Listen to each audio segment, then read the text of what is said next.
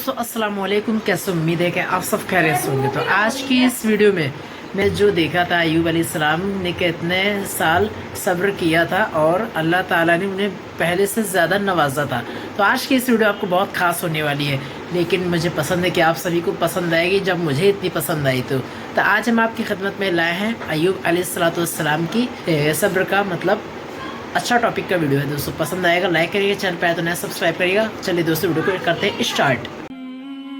एक बार शैतान ने अल्लाह रब्बुल आलमीन के दरबार में अर्ज किया, ऐ खुदा, मैं तुम्हारी कसम खाकर कह सकता हूँ कि अय्यूब नबी सिर्फ तुम्हारे द्वारा दी गई धन दौलत और आराम आशाइश की वजह से तुम्हारी इबादत करते हैं। अगर उनकी यह दौलत और सुख शांति खत्म हो जाए तो वह एक दिन भी तुम्हारी इबादत में नहीं लगे रहेंगे। ऐ खुदा, मुझे नबी पर हस्तक्षेप करने की ताकत दे। मैं देखना चाहता हूँ कि तुम्हारा अय्यूब नबी तुम्हारे प्रति कितना वफादार है। अल्लाह रब्बुल आलमीन ने शैतान को इजाजत दी और कहा, जाओ, तुम्हें नबी पर हस्तक्षेप करने की ताकत दी जाती है, जैसे चाहो नबी को आजमा सकते हो। शैतान अल्लाह ताला की दी हुई ताकत पाकर एक राहगीर का वेश धारण करके हजरत अय्यूब अलैहिस्सलाम के पास गया। हजरत अय्यूब अलैहिस्सलाम के पास जाकर उसने अपनी गरीबी जताई और कहा, हुजूर, मुझे कुछ दिन आपके घर रहने की अनुमति दीजिए। हजरत अय्यूब अलैहिस्सलाम को उस व्यक्ति पर शक हुआ क्योंकि उसके शरीर से एक प्रकार की तीव्र दुर्गंध आ रही थी। तब हजरत अय्यूब अलैहिस्सलाम ने उसकी यह अर्ज ठुकरा दी और कहा, मैं तुम्हें कुछ पैसे दे रहा हूँ, तुम कहीं और जाकर रहने का इंतजाम करो। शैतान हजरत अय्यूब अलैहिस्सलाम के इस व्यवहार से बहुत नाराज हुआ और मायूस होकर वापस चला गया। फिर उसने सोचा कि नबी को नुकसान कैसे पहुंचाया जाए। बहुत सोचने के बाद उसने तय किया कि नबी के फल के बगीचा में आग लगा देगा। जैसा सोचा वैसा किया। एक दिन शैतान ने नबी के फल के बगीचा में जाकर आग लगा दी।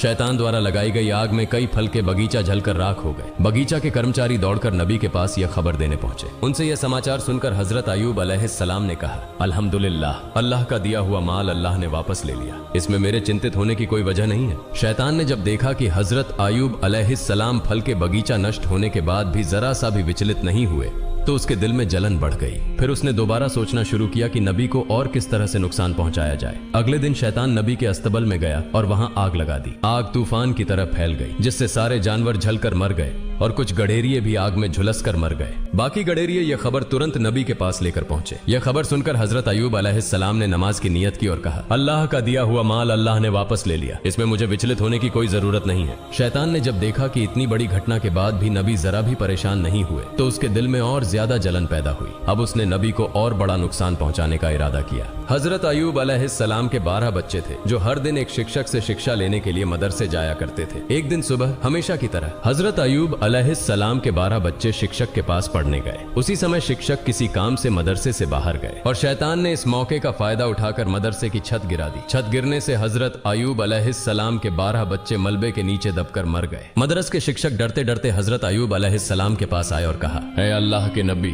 मैं किसी काम से बाहर गया था, इसी बीच इमारत की छत गिर गई और आपके 12 बच्चे उसमें दबकर चल बसे। यह सुनकर हजरत अय्यूब अलैहिस्सलाम ने कहा, सुभान अल्लाह, अल्हम्दुलिल्लाह, ला इलाहा इल्लल्लाह, अल्लाहु अकबर, अल्लाह का दिया हुआ माल अल्लाह ने वापस ले लिया, इसमें मुझे विचलित होने की कोई जरूरत नहीं है। शैतान ने जब देखा कि बच्चों की मौत के बाद भी हजरत अय्यूब अलैहिस्सलाम की ईमानदारी और अल्लाह पर विश्वास में कोई कमी नहीं आई तो वह जल भुनकर राख हो गया। अब वह और बड़ी हानि पहुंचाने की सोचने लगा। इसी दौरान हजरत अय्यूब अलैहिस्सलाम के दुश्मन नबी की इस कठिन परीक्षा को देखकर बेहद खुश हो रहे थे। नबी के नौकर चाकर और कर्मचारी नबी की इस दयनीय स्थिति को देखकर जहां जहां मौका मिला चले गए। नबी का घर, बागान, अस्तबल सब कुछ खाली और सुनसान हो गया। इस मौके का फायदा उठाकर दुश्मनों ने नबी की संपत्ति लूटना शुरू कर दिया। उन्होंने टूटे फूटे घर की सारी चीजें अपने कब्जे में ले लीं। बागान में बचा हुआ फल और फसल लूटने के लिए उनके बीच झगड़े शुरू हो गए। सिर्फ एक हफ्ते के भीतर हजरत अय्यूब अलैहिस्सलाम की सारी आराम आशाइश, संतानें और संपत्ति खत्म हो गई। हजरत अय्यूब अलैहिस्सलाम की 4 पत्नियां थीं। उनमें से 3 झगड़कर और बहस करके नबी को छोड़कर चली गईं। सिर्फ हजरत रहीमा अलैहिस्सलाम उनके साथ रहीं। वह नबी को छोड़कर जाने वाली नहीं थीं। वह हर समय नबी के साथ खड़ी रहीं। देश के लोग नबी के नबूवत के दावे का मजाक उड़ाने और ताने देने लगे। कुछ ने कहा, अगर अय्यूब सच में अल्लाह के नबी होते तो उन पर ऐसा गजब क्यों आता? वह नबी नहीं है। उनकी झूठी नबूवत के दावे के कारण अल्लाह का गजब उन पर उतरा है। इधर नबी के अनुयायियों के बीच भी दरार पड़ने लगी। उनकी यह स्थिति देखकर शैतान भी पूरी तरह संतुष्ट नहीं हो सका, क्योंकि सब कुछ खत्म हो जाने के बावजूद हजरत अय्यूब अलैहिस्सलाम में कोई बदलाव नहीं आया। वह अपने इबादत खाने में पहले की तरह पूरी तल्लीनता से इबादत कर रहे थे, जैसे उन्हें अपने आसपास हुई तबाही की कोई खबर ही ना हो। न उनके चेहरे पर मायूसी थी, न अफसोस का कोई निशान। नबी के इबादत खाने के पास से गुजरने वाले लोग उन्हें ताने देते हुए कहने लगे, ए अयूब, तुम नबूवत का दावा करके बर्बाद हो गए। तुम्हारे लिए नबूवत का दावा छोड़ देना ज्यादा बेहतर होता। हम न नबी हैं न गजब का शिकार हुए हैं। लोग और भी कई तरह की ताने और अपमानजनक बातें नबी के खिलाफ कहते रहे, लेकिन हजरत अयूब अलैहिस्सलाम ने इन बातों पर कोई ध्यान नहीं दिया। उन्होंने लोगों के साथ मेलजोल पूरी तरह से खत्म कर दिया और इबादत में डूबे रहे। यह सब देखकर शैतान और ज्यादा बेचैन हो गया। वह और साजिशें रचने के बारे में सोचने लगा। शैतान यह सोचने लगा कि नबी को और अधिक गंभीर नुकसान कैसे पहुंचाया जा सकता है। बहुत सोचने के बाद उसने एक साजिश रची। अपनी योजना के अनुसार वह नबी से मिलने की इच्छा जताकर उनके पास पहुंचा। नबी से मिलते हुए उसने कहा, हुजूर, मैं आपका एक भक्त हूँ, मुझे आपसे कुछ अर्ज करनी है। इस बहाने वह नबी से बात करता रहा और फिर अपना मुंह उनके कान के पास ले जाकर दोनों कानों में फूंक मारकर वहां से चला गया। अगले दिन नबी के शरीर पर फफोलों जैसे फोड़े निकल आए। उनका शरीर दर्द से भर गया और वे बहुत बीमार हो गए। उनकी इबादत में थोड़ी रुकावट आने लगी। हजरत रहीमा अलैहिस्सलाम ने उनकी देखभाल शुरू कर दी। धीरे धीरे वे फोड़े बड़े होकर घाव बन गए। लंबे समय तक इसी स्थिति में रहने के बाद नबी के शरीर में कीड़े पैदा हो गए। कुछ दिनों के बाद इन कीड़ों की संख्या बढ़ने लगी। ये कीड़े नबी के शरीर का मांस और खून खाने लगे। दूसरी ओर हजरत रहीमा के पास जमा किया हुआ सारा पैसा और सामान खत्म हो गया। खाने पीने की गंभीर समस्या पैदा हो गई। कुछ दिनों तक नबी और उनकी पत्नी ने केवल पानी पीकर गुजारा किया, लेकिन आखिरकार हजरत रहीमा के लिए यह सहन करना मुश्किल हो गया। हजरत रहीमा अलैहिस्सलाम नबी के पास आकर अर्ज करने लगीं, ए अल्लाह के नबी, अब हमारे पास कुछ भी नहीं बचा है, इसलिए गांव जाकर लोगों के घरों में काम करके रोजी कमाने के अलावा हमारे पास और कोई चारा नहीं है। अगर आप मुझे इजाजत दें तो मैं गांव में जाकर लोगों के घरों में काम करके हलाल रोजी कमा सकती हूं और उससे हमारे खाने का इंतजाम हो जाएगा। हजरत अयूब अलैहिस्सलाम अपनी पत्नी रहीमा की बात सुनकर बहुत देर तक रोते रहे। फिर उन्होंने कहा, रहीमा, मेरा इरादा तुम्हें तकलीफ देने का कभी नहीं था, लेकिन मैं बहुत बीमार हूँ और मजबूरी में तुम्हें इजाजत दे रहा हूँ। तुम जाओ और लोगों के घरों में काम करो ताकि कुछ हलाल रोजी कमा सके। नबी की इजाजत पाकर हजरत रहीमा ने गांव में लोगों के घरों में काम करना शुरू कर दिया। दूसरी ओर गांव वाले जब हजरत अयूब अलैहिस्सलाम के शरीर की स्थिति देखते तो बहुत भयभीत हो जाते। उनके शरीर से उठने वाली दुर्गंध से लोग घृणा महसूस करने लगते और उनके शरीर में सिहरन सी होने लगती। इसके अलावा नबी के शरीर से उठने वाली सड़ी मांस की गंध से लोग परेशान हो गए। एक दिन गांव वाले हजरत अयूब अलैहिस्सलाम के पास आए और बोले, ए अयूब, तुम तुरंत हमारा गांव छोड़कर कहीं और चले जाओ। अगर ऐसा नहीं किया तो हम तुम्हें यहाँ से जबरदस्ती निकाल देंगे। उस समय हजरत अयूब अलैहिस्सलाम के साथ केवल 3 लोग थे, उनकी पत्नी हजरत रहीमा अलैहिस्सलाम और उनके 2 शागिर्द। ये दोनों शागिर्द हमेशा नबी की देखभाल और सेवा में लगे रहते थे। गांव वालों के लगातार दबाव के कारण शागिर्दों ने हजरत अयूब अलैहिस्सलाम को दूसरे गांव ले जाने का फैसला किया। कई घंटे तक सफर करने के बाद वे एक और गांव पहुंचे, लेकिन उस गांव के लोग भी नबी की हालत देखकर घबरा गए और बोले, तुम इसे तुरंत यहां से लेकर चले जाओ, नहीं तो हम तुम्हें मारकर यहां से भगा देंगे। इस तरह शागिर्दों ने हजरत अयूब अलैहिस्सलाम को 7 अलग अलग गांवों में घुमाया, लेकिन कोई भी गांव उन्हें आश्रय देने को तैयार नहीं हुआ। आखिरकार शागिर्द परेशान हो गए। वे नबी को रास्ते के किनारे कचरा और गंदगी डालने की जगह पर एक पेड़ की छाया के नीचे छोड़कर चले गए। जाने से पहले वे आपस में बातें करने लगे। हजरत अयूब अलैहिस्सलाम अल्लाह के नबी होने के बावजूद इस तरह की मुसीबत में क्यों फंसे? एक शागिर्द ने जवाब दिया, शायद उन्होंने अल्लाह ताला की मर्जी के खिलाफ कुछ किया होगा, नहीं तो ऐसी हालत क्यों होती। दूसरे ने पहले की बात का समर्थन करते हुए कहा, जब नबी अल्लाह के दिए कामों से भटक गए हैं तो अब उनके साथ रहने से हमें कोई फायदा नहीं, चलो हम यहाँ से चले जाते हैं। दोनों इस बात पर सहमत हुए और हजरत अयूब अलैहिस्सलाम को पेड़ के नीचे छोड़कर चले गए। हजरत रहीमा अलैहिस्सलाम हजरत अयूब अलैहिस्सलाम को छोड़कर जाने वाली महिलाओं में से नहीं थी। वे हमेशा नबी की सेवा में व्यस्त रहती थीं। दिन के कुछ समय में वह लोगों के घरों में नौकरानी का काम करती और जो थोड़ा बहुत कमा पाती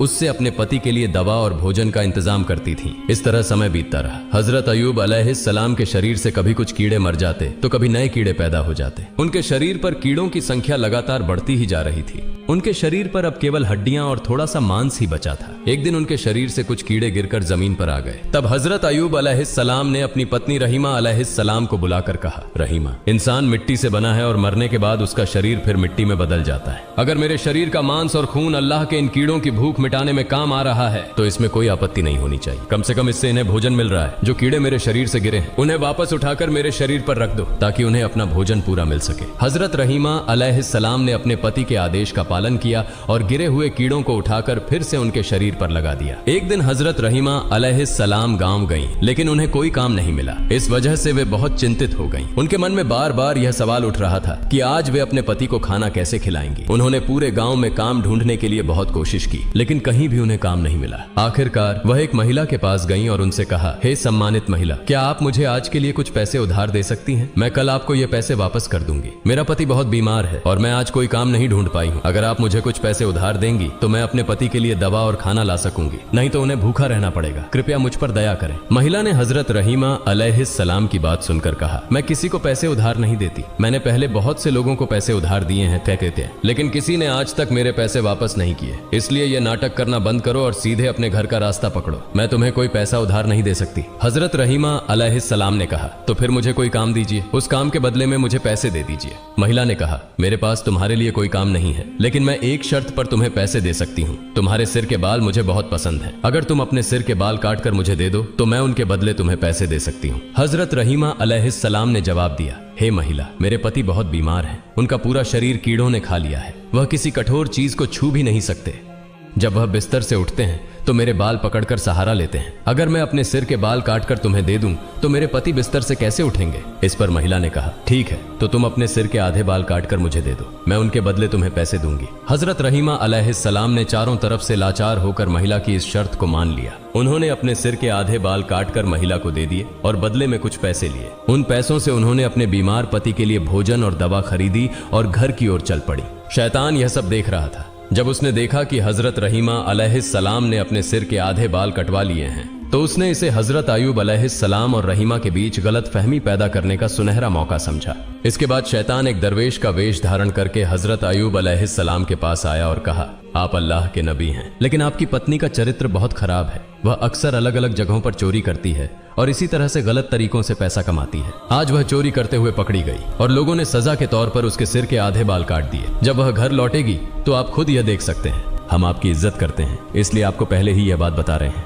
यह कहकर शैतान वहां से चला गया। हजरत अय्यूब अलैहिस्सलाम ने शैतान की बातों पर विश्वास कर लिया और गुस्से से भर उठे। उन्होंने अकेले में कहा, मेरी पत्नी इतनी गिर सकती है, यह मैंने कभी सोचा भी नहीं था। अब मैं उसके कमाए हुए पैसे से खाना नहीं खाऊंगा। वह मुझे अब तक गलत तरीके से कमाए हुए पैसे से खिलाती रही है, इसलिए मैं अल्लाह के सामने बहुत शर्मिंदा हूँ। हे मेरे पालनहार, रहमान और रहीम, मुझे माफ कर दे। अगर मैं स्वस्थ हो जाऊं तो मैं निश्चित रूप से उसे 100 कोड़े मारूंगा। फिर मैं अल्लाह की कसम खाकर कहता हूँ कि मैं स्वस्थ होने के बाद उसे 100 कोड़े जरूर मारूंगा। उस दिन शाम को हजरत अय्यूब अलैहिस्सलाम ने अपनी पत्नी के बारे में सुनी हुई बातों को लेकर बहुत व्यथित महसूस किया। उसी शाम जब हजरत रहीमा अलैहिस्सलाम घर लौटी तो हजरत अय्यूब अलैहिस्सलाम ने उनसे कोई बात नहीं की। रहीमा अलैहिस्सलाम ने अपने पति की यह हालत देखकर अत्यंत विनम्रता के साथ उनसे पूछा, हे मेरे प्रिय पति, क्या हुआ? आप मुझसे कोई बात क्यों नहीं कर रहे हैं? लेकिन हजरत अय्यूब अलैहिस्सलाम ने उनकी बात का कोई उत्तर नहीं दिया। इसके बाद रहीमा अलैहिस्सलाम ने उनके लिए खाना और दवा पेश की, लेकिन अय्यूब अलैहिस्सलाम ने उसे भी ठुकरा दिया। रहीमा अलैहिस्सलाम ने उनके पैरों को पकड़ लिया और रोते हुए कहा,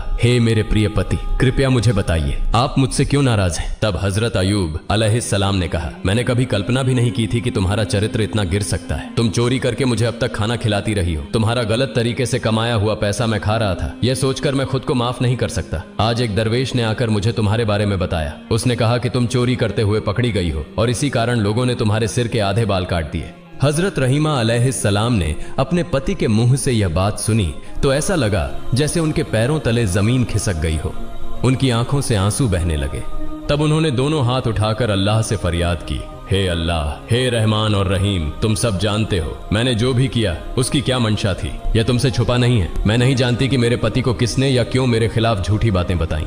हे अल्लाह, तुम मेरे पति को सच्चाई से अवगत कराओ, रहमान और रहीम। मैं इसके लिए इंसानों के सामने नहीं गिड़गिड़ाऊंगी। तुम मेरे एकमात्र सहारे हो, तुम सबसे बड़े न्यायाधीश हो। इसलिए जिसने भी मेरे पति के मन में मेरे खिलाफ यह गलत फहमी पैदा की है उसका सही न्याय तुम करो। हजरत रहीमा अलैहिस्सलाम की इस फरियाद को सुनकर अल्लाह का अर्श कांप उठा। तभी अल्लाह रब्बुल आलमीन ने हजरत जिब्राइल अलैहिस्सलाम को हजरत अय्यूब अलैहिस्सलाम के पास भेज दिया। हजरत जिब्राइल अलैहिस्सलाम ने हजरत अय्यूब अलैहिस्सलाम के पास आकर कहा, हे अल्लाह के नबी, आपकी पत्नी अत्यंत नेक और ईमानदार हैं। शैतान ने एक दरवेश का रूप धरकर आपको भ्रमित किया और आपकी पत्नी के बारे में झूठी बातें बताईं। वास्तव में आपकी पत्नी निर्दोष है, इसलिए आप अपनी पत्नी के द्वारा पेश किया गया खाना खाएं और उनके प्रति खुश और राजी हो जाएं। हजरत जिब्राइल अलैहिस्सलाम की बातें सुनकर हजरत अय्यूब अलैहिस्सलाम ने अपनी पत्नी रहीमा अलैहिस्सलाम को बुलाकर कहा, रहीमा मुझे माफ कर दो, शैतान ने तुम्हारे बारे में मुझे झूठी बातें बताई जिनसे मैं भ्रमित हो गया। मैं इसे समझ नहीं पाया और तुम मुझसे नाराज मत होना, क्योंकि मैंने जो कुछ कहा वह अनजाने में कहा। अब मैं कभी भी तुम पर गुस्सा नहीं करूंगा। हजरत रहीमा अलैहिस्सलाम ने अपने पति के मुंह से यह बातें सुनकर बेहद खुशी महसूस की। उन्होंने फिर से पूरी लगन और उत्साह के साथ अपने पति की सेवा शुरू कर दी। रहीमा अलैहिस्सलाम हर दिन मेहनत करके कुछ धन अर्जित करती और उससे अपने पति की जीविका और उपचार का प्रबंध करती। जब शैतान ने देखा कि हजरत अय्यूब अलैहिस्सलाम को रहीमा अलैहिस्सलाम के खिलाफ भड़काने की उसकी योजना विफल हो गई है, तो उसने एक बूढ़े व्यक्ति का रूप धारण किया। एक दिन शैतान बूढ़े व्यक्ति के रूप में हजरत रहीमा अलैहिस्सलाम से रास्ते में मिला और उनसे पूछा, माँ तुम्हारी यह हालत क्यों हो गई है? तुम इतनी परेशान और थकी हुई क्यों लग रही हो? हजरत रहीमा अलैहिस्सलाम ने उत्तर दिया, मेरे पति बहुत बीमार हैं। उनके शरीर पर घाव हो गए हैं जिनमें कीड़े पड़ गए हैं। उनके शरीर का रक्त और मांस कीड़े खा रहे हैं। यही सोच सोचकर मैं दिन रात बहुत चिंतित रहती हूँ। यह सुनकर बूढ़े ने कहा, मैं तुम्हारे पति के घाव और इस बीमारी का एक अचूक इलाज जानता हूँ। अगर तुम इसे अपने पति को बिना बताए इस्तेमाल कर लो तो वह एक ही दिन में इस बीमारी से छुटकारा पा लेंगे। रहीमा अलैहिस्सलाम ने कहा, हुजूर दया करके मुझे उस दवा का नाम बता दीजिए, मैं इसे आजमाने की कोशिश करूंगी। तब बूढ़े ने कहा, अगर तुम इस दवा के बारे में अपने पति को पहले से बता दोगी तो वह इसे इस्तेमाल करने से मना कर सकते हैं। इसलिए यदि तुम बिना अपने पति को बताए इस दवा का उपयोग कर सको तो निश्चित रूप से वह स्वस्थ हो जाएंगे। इसके बाद बूढ़े व्यक्ति ने हजरत रहीमा अलैहिस्सलाम से पूछा, माँ तुम्हारे पति का नाम क्या है? हजरत रहीमा अलैहिस्सलाम ने उत्तर दिया, मेरे पति का नाम हजरत अय्यूब अलैहिस्सलाम है। वह अल्लाह के एक नबी हैं। जीवन के आरंभिक समय में वह बहुत संपन्न थे, लेकिन बाद में अल्लाह रब्बुल आलमीन ने उन्हें विभिन्न आजमाइशों और मुश्किलों में डाला। अब वह एक गंभीर बीमारी से ग्रस्त हैं। शैतान जो बूढ़े व्यक्ति का रूप धारण किए हुए था, रहीमा अलैहिस्सलाम की बातें सुनकर बोला, जब उन्हें गांव के लोगों ने बाहर निकाल दिया था तो मैंने उन्हें एक बार देखा था। उनके लिए मेरे पास उपयुक्त दवा है। हजरत रहीमा अलैहिस्सलाम ने कहा, हुजूर कृपया मुझे वह दवा दे दीजिए। बूढ़े व्यक्ति ने कहा, तुम यहीं थोड़ी देर प्रतीक्षा करो, मैं दवा लाकर अभी तुम्हें देता हूँ। यह कहकर बूढ़ा व्यक्ति वहां से चला गया। हजरत रहीमा अलैहिस्सलाम वहीं खड़ी उसकी प्रतीक्षा करने लगी। कुछ समय बाद बूढ़ा व्यक्ति एक बोतल में पानी जैसी दवा और मांस जैसा पदार्थ लेकर आया। उसने रहीमा अलैहिस्सलाम के हाथ में बोतल देते हुए कहा, यह दवा उनके शरीर पर लगाना और यह मांस जैसी दवा भूनकर उन्हें खिलाना। देखना अगले दिन तक उनका आधा स्वास्थ्य लौट आएगा, और अगर अगले दिन भी इसी तरह इसका उपयोग किया गया तो वह 2 दिनों के भीतर पूरी तरह ठीक हो जाएंगे। इसके बाद बूढ़ा व्यक्ति लंबी लंबी बातें करने लगा। हजरत अय्यूब अलैहिस्सलाम अल्लाह के नबी हैं, हमारे प्रिय मार्गदर्शक। उनके प्रति हमारे दिल में गहरी मोहब्बत है। उनके लिए थोड़ा सा भी भला कर पाऊं तो खुद को धन्य समझूंगा। मैं उनका बहुत बड़ा भक्त हूं, लेकिन उनके दुश्मनों और विरोधियों की वजह से मैं उनका हालचाल नहीं ले पाया। लेकिन भविष्य में मैं खुद उनसे मिलने की कोशिश करूंगा। शैतान ने इस तरह की लंबी बातें कहकर हजरत रहीमा अलैहिस्सलाम का विश्वास जीत लिया और वहां से चला गया। हजरत रहीमा अलैहिस्सलाम वह दवा लेकर अपने नबी के पास पहुंची। पहले उन्होंने उनके लिए खाने का इंतजाम किया।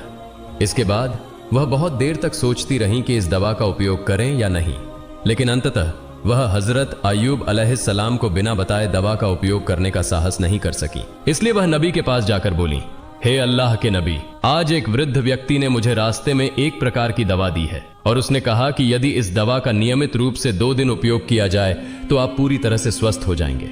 हजरत अय्यूब अलैहिस्सलाम ने हजरत रहीमा अलैहिस्सलाम की बात सुनकर कहा, हे रहीमा, क्या तुम सोचती हो कि मेरी यह बीमारी दवा से ठीक हो जाएगी? यह बीमारी तो अल्लाह ने मुझे दी है और वही मुझे ठीक करेगा। कोई दवा इसे ठीक नहीं कर सकती। हजरत रहीमा अलैहिस्सलाम ने कहा, जिसने यह दवा दी है वह एक मुसलमान है, वह आपका भक्त है और इसलिए मुझे उसकी दवा पर कोई संदेह नहीं है। अब यह सब आपके इरादे पर निर्भर है।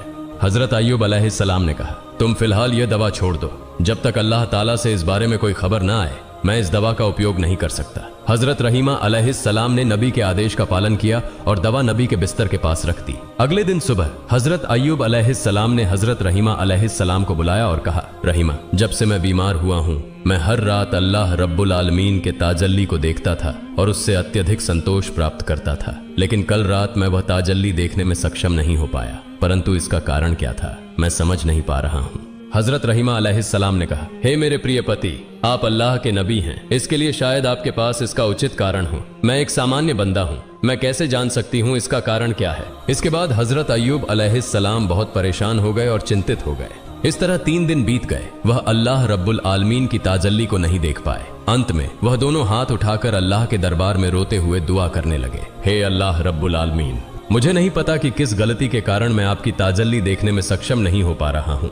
अगर मुझसे कोई गलती हुई है तो कृपया मेरी गलतियों को माफ कर दें और मुझे अपनी ताजल्ली से वंचित न करें। हजरत अय्यूब अलैहिस्सलाम की यह दुआ सुनकर हजरत जिब्राइल अलैहिस्सलाम ने आकर उन्हें बताया, हे अल्लाह के नबी, आपके बिस्तर के पास शराब की बोतल और सूअर का मांस रखा है। इन हराम चीजों को आपके बिस्तर के पास रखकर आप अल्लाह ताला की ताजल्ली की आशा कैसे कर सकते हैं? यदि आप फिर से अल्लाह ताला की ताजल्ली प्राप्त करना चाहते हैं तो आपको तुरंत इन चीजों को अपने बिस्तर के पास से हटा देना चाहिए। गहरी रात में हजरत अय्यूब अलैहिस्सलाम ने हजरत रहीमा अलैहिस्सलाम को बुलाकर कहा, रहीमा, मेरे बिस्तर के पास जो शराब और सूअर का मांस रखा है उसे देखो और तुरंत हटा दो। ये चीजें यहाँ होने के कारण ही मैं अल्लाह की ताजल्ली दर्शन में असफल हो रहा हूँ। हजरत रहीमा अलैहिस्सलाम नींद से जागकर चारों ओर अच्छी तरह से ढूंढने लगी, लेकिन उन्हें कहीं शराब और सूअर का मांस नहीं मिला। फिर हजरत अय्यूब अलैहिस्सलाम ने कहा, वह दवाइयाँ कहाँ हैं जो तुम लाई हो? हजरत रहीमा अलैहिस्सलाम ने कहा, वे यहाँ हैं, आपके बिस्तर के पास ही। नबी ने कहा, उन्हें यहाँ से हटा दो, मुझे लगता है कि यह शराब और सूअर का मांस है।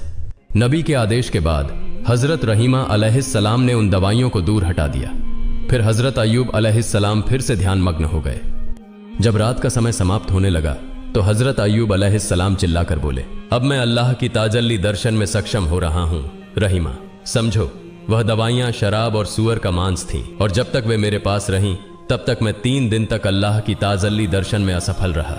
वह जिसने तुम्हें यह दवाइयाँ दी वह कोई इंसान नहीं था, वह इंसान का रूप धारण किया हुआ शैतान था। उसने इन दवाइयों से हमें भ्रमित करने की कोशिश की थी, लेकिन अल्लाह रब्बुल आलमीन की असीम मेहरबानी से हम शैतान के धोखे से बच पाए हैं। हजरत अय्यूब अलैहिस्सलाम इस प्रकार 18 साल तक भयंकर बीमारी, शोक और दुखों का सामना कर रहे थे। अंत में जब कीड़े उनकी आंखों और जीभ पर हमला करने लगे तो वह रोते हुए अल्लाह के दरबार में दुआ करने लगे, हे खुदा, मेरी आंखों से मैं अपनी पत्नी को देखता हूं और सूरज देखकर नमाज का समय निर्धारित करता हूं और अपनी जीभ से तेरा जिक्र करता हूं। इसलिए अगर ये दोनों चीजें कीड़े खा लें और नष्ट हो जाएं तो मेरे लिए तेरी इबादत करना बहुत मुश्किल हो जाएगा। इस दुआ के बाद अल्लाह ताला ने अपने नबी को सूचित किया, मैं जल्द ही आपको रोग मुक्त कर दूंगा और आपकी पत्नी को पुरस्कृत करूंगा। किसी एक दिन सुबह हजरत रहीमा अलैहिस्सलाम काम पर चली गई। हजरत रहीमा अलैहिस्सलाम के काम पर जाने के बाद हजरत जिब्राइल अलैहिस्सलाम आए और हजरत अय्यूब अलैहिस्सलाम से कहा, हे अल्लाह के नबी, आप अपने पैरों से जमीन पर प्रहार करें। आपके पैरों के प्रहार से एक नहर बन जाएगी और आप उस नहर के पानी से स्नान करें और पेट भर कर वही पानी पिएं। थोड़ी देर में आप पूरी तरह से स्वस्थ हो जाएंगे।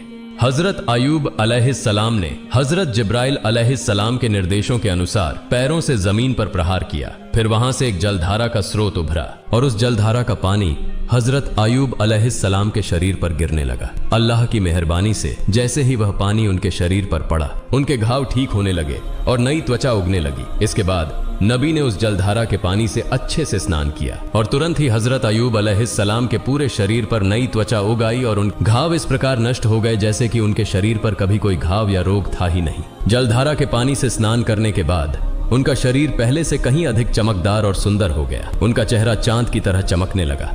नहाने के बाद हजरत अय्यूब अलैहिस्सलाम ने पेट भरकर उस जलधारा का पानी पिया, जिससे उनकी भूख और प्यास पूरी तरह से शांत हो गई। उसी समय उन्होंने देखा कि एक फरिश्ता दूर से कपड़े का थैला लेकर उनके पास आया और बोला, हे अल्लाह के नबी, ये कपड़े जन्नत से लाए गए हैं, ये कपड़े आप पहने। इसके बाद वह व्यक्ति चला गया। हजरत अय्यूब अलैहिस्सलाम ने कपड़े का थैला खोला और देखा कि उसमें जन्नत के कपड़े हैं। उन्होंने उन जन्नत के कपड़ों को पहन लिया और अनगिनत सुंदरता के मालिक बन गए। उन्हें अपार संतोष प्राप्त हुआ क्योंकि उन्होंने 18 सालों तक बीमारी का सामना किया था और आज पूरी तरह से स्वस्थ हो गए। अब वह चलने फिरने में सक्षम हो गए थे। वह अल्लाह के दरबार में शुक्रिया अदा करते हुए कुछ दूर जाकर जंगल के एक किनारे पर बैठ गए। इस बीच हजरत रहीमा अलैहिस्सलाम कुछ पैसे जुटाकर अपने पति के लिए खाना खरीदने के लिए जल्दी से वापस लौट आईं। जब वह अपने पति के पास पहुंची तो देखा कि उनका पति बिस्तर पर नहीं था। हजरत रहीमा अलैहिस्सलाम यह दृश्य देखकर चकित हो गईं। फिर वह वहां बैठकर जोर जोर से रोने लगी और विनम्रता से अल्लाह रब्बुल आलमीन से प्रार्थना करने लगी, हे मेरे रब, मैं नहीं जानती मेरे पति को कौन ले गया है। क्या उन्हें कोई शेर ने खा लिया है या कोई अन्य जानवर उन्हें गायब कर दिया है? मैं कुछ नहीं जानती। हे मेरे रब, मैं तुझसे दुआ करती हूँ, तुम मेरे पति को वापस लौटा दो। हे अल्लाह रब्बुल आलमीन,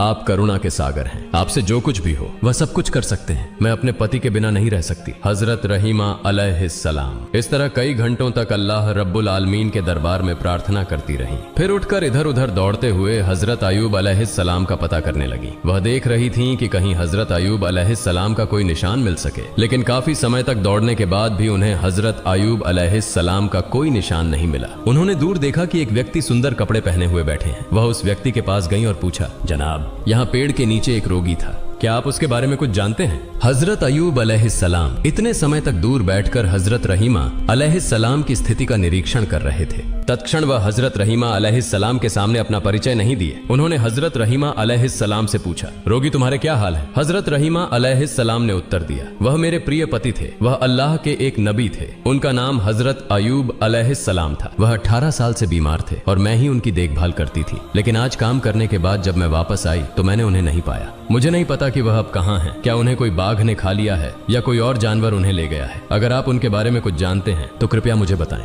हजरत अयूब अलैहिस्सलाम ने फिर हजरत रहीमा अलैहिस्सलाम से पूछा, अगर तुम अपने पति का चेहरा देखो तो क्या तुम उन्हें पहचान सकोगी? हजरत रहीमा अलैहिस्सलाम ने उत्तर दिया, क्या कहते हैं जनाब, वह पति जिनकी मैंने 18 साल सेवा की, उनका चेहरा देखकर क्या मैं उन्हें नहीं पहचानूंगी? इसके बाद हजरत अयूब अलैहिस्सलाम ने अपने चेहरे से कपड़ा हटाकर कहा, देखिए, क्या आप इस व्यक्ति को पहचान सकती हैं? जब हजरत रहीमा अलैहिस्सलाम ने हजरत अयूब अलैहिस्सलाम के नूरानी चेहरे को देखा तो वह जोर जोर से रोने लगी और उन्हें गले लगा लिया। उन्होंने कहा, हे अल्लाह के नबी, अल्लाह रब्बुल आलमीन ने आपको इस तरह स्वस्थ कर दिया है, ये मैंने कभी सपने में भी नहीं सोचा था। मैं तो आपके बारे में चिंतित हो गई थी। अल्लाह का लाख लाख शुक्र है कि उसने आपको स्वस्थ किया और मुझे फिर से आप मिले। इस तरह पति और पत्नी बहुत देर तक रोते रहे। हजरत अयूब अलैहिस्सलाम ने फिर हजरत रहीमा अलैहिस्सलाम को बताया कि कैसे वह स्वस्थ हुए और कैसे हजरत जिब्राइल अलैहिस्सलाम ने उन्हें ठीक करने के लिए एक नहर बना दी। फिर हजरत अयूब अलैहिस्सलाम ने अपनी पत्नी से कहा कि वह उस नहर में स्नान करे। पति के कहने पर हजरत रहीमा अलैहिस्सलाम ने उस नहर में स्नान किया। जैसे ही हजरत रहीमा अलैहिस्सलाम ने उस नहर में स्नान किया, उनका चेहरा भी चंद्रमा की तरह चमकने लगा। 18 वर्ष की युवती की तरह शरीर में रूप और सुंदरता वापस आ गई। इसके बाद हजरत अयूब अलैहिस्सलाम अपनी पत्नी को लेकर घर लौटने के लिए रास्ता तय करने लगे। जब वे अपने घर पहुंचे तो देखा कि उनका घर पहले की तरह सुरक्षित है। फिर वे अंदर गए और देखा कि उनके बच्चे खेल रहे थे। बच्चों ने उन्हें देखा और दौड़ते हुए उन्हें गले लगा लिया और पूछा, आप लोग कुछ दिनों से कहां थे? हजरत अयूब अलैहिस्सलाम ने कहा, हम अल्लाह ताला की दावत पर गए थे। फिर बच्चों ने जोर जोर से रोना शुरू कर दिया और कहा, आप हमें अकेला छोड़कर दावत में क्यों गए थे? हजरत अयूब अलैहिस्सलाम ने कहा, वह बाद में बताऊंगा। इसी दौरान खेत से फिर से कुछ सेवक आए और कहा, हे अल्लाह के नबी, आपके जानवर और बाग बगीचे जो नष्ट हो गए थे वे आज फिर से पहले जैसे हो गए हैं। हम नहीं जानते कि ये सब पहले जैसी हालत में कैसे वापस लौट आए। कुछ समय बाद कुछ और सेवक आए और कहा, हुजूर, आपका संपत्ति, बर्तन जो लोग लूट कर ले गए थे वह सब हम पूरी तरह से वापस ले आए हैं। सारे सामान इस महल के कुछ कमरों में रखे गए हैं। हजरत अयूब अलैहिस्सलाम के कुछ पुराने सेवक भी आए और उनके दोस्तों और विकास के बारे में समाचार लेकर आए, जिसे सुनकर नबी ने फिर से अल्लाह रब्बुल आलमीन की इबादत में लीन हो गए। इसी दौरान हजरत जिब्राइल अलैहिस्सलाम नबी के पास आए और कहा, हे अल्लाह के नबी, आपने बीबी रहीमा अलैहिस्सलाम के बाल काटने की घटना पर गुस्से में आकर कसम खाई थी कि आप उन्हें 100 कोड़े मारेंगे।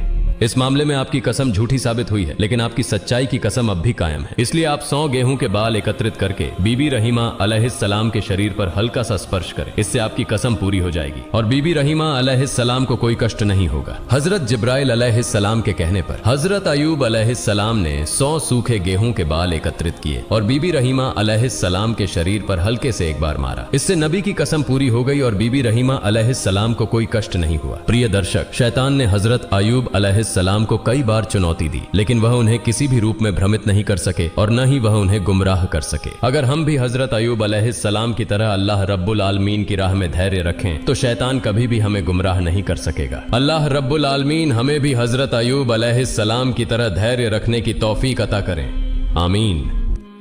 दोस्तों, वीडियो कैसी लगी? मुझे पसंद है, आप सभी को बहुत पसंद आई होगी। हम लोग नॉर्मल सब्र नहीं कर सकते, लेकिन हाँ, वो अल्लाह के इतने बड़े नबी थे और अल्लाह ताला ने उन्हें पहले से ज़्यादा नवाजा था और बहुत मशक्क़त की थी हज़रत अय्यूब अलैहिस्सलाम ने। बताइए ये, लेकिन एक बात तो हकीकत है कि शैतान इंसान का खुला दुश्मन है। लेकिन एक चीज़ हम लोगों में भी खराबी है कि हम लोग शैतान को मौका खुद देते हैं। शैतान तो एक सजदा नहीं किया था, न जाने लोग तो कितने सजदे नहीं करते। अल्लाह अकबर, अल्लाह माफ़ फरमाए। लेकिन हाँ, कोशिश चाहिए इंशाअल्लाह ताला हम सभी को नमाज़ी बनने की तौफीक अता फरमाए और अल्लाह पाक से दुआ है कि हम सबको कहने सुनने से ज़्यादा अमल करने की तौफीक अता फरमाए। आमीन व रब्बुल आलमीन। व मा अलैना इल्लल बलागुल मुबीन। अस्सलामु अलैकुम व रहमतुल्लाहि व बरकातुहू।